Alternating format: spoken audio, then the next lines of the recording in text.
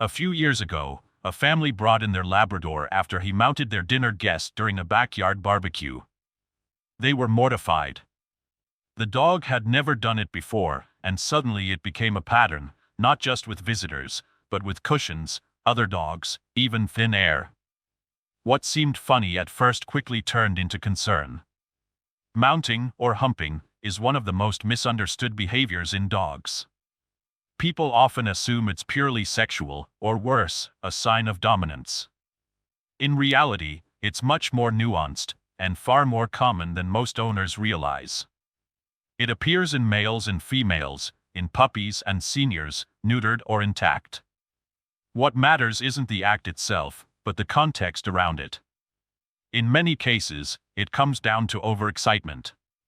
When dogs become emotionally overstimulated, from visitors, play, or big changes in routine, they sometimes express that energy physically. Humping can serve as a pressure valve, a way to discharge built-up arousal. I've seen it happen during playdates, training sessions, or even after car rides, especially in younger dogs.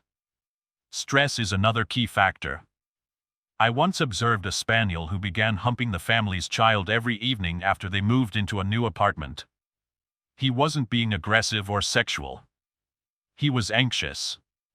His entire environment had shifted, his routine was gone, and the only time he felt close to the family again was when everyone gathered on the couch.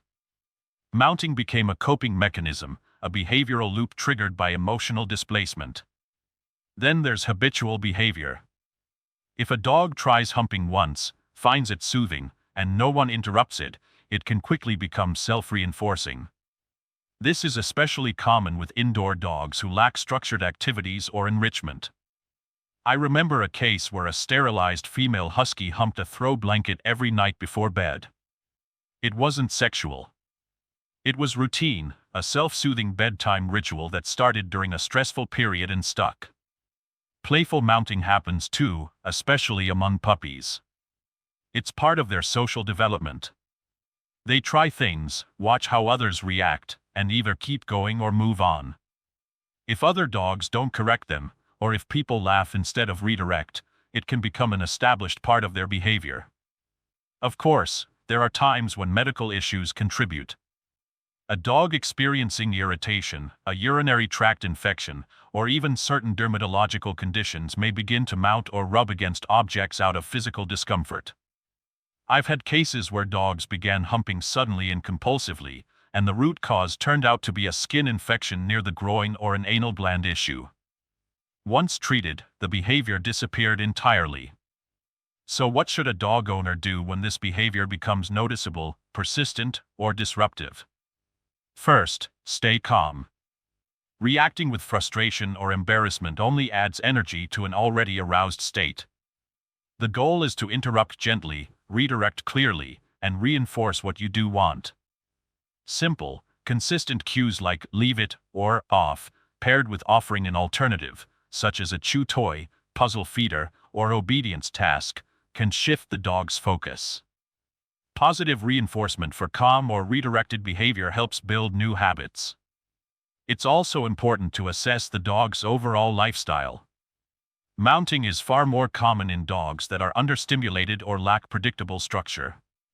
Increasing mental and physical enrichment, establishing a reliable routine, and offering outlets for energy can reduce the frequency of arousal-based behavior significantly.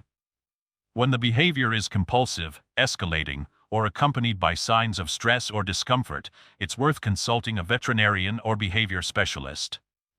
Identifying whether there's an underlying emotional or medical driver can make intervention faster and more effective. Mounting may look awkward or inappropriate to humans, but for dogs, it's often just communication, a response to emotional states, unmet needs, or lack of guidance. Understanding that can shift the response from embarrassment to empathy, and from confusion to clear action.